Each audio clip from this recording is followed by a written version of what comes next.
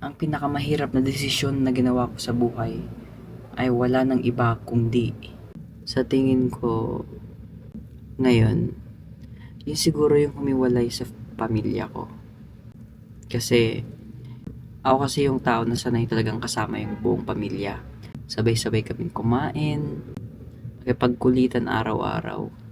Tapos kumpara naman sa ngayon na hindi ko magawa yun lagi.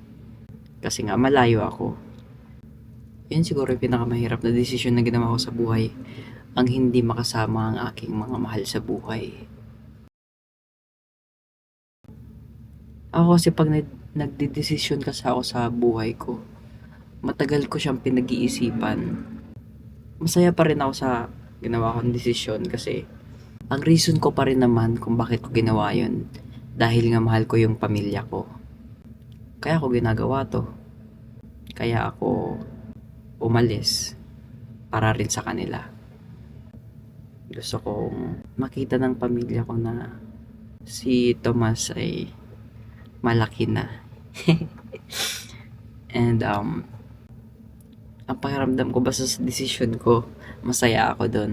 And para rin sa kanila yun. Love you.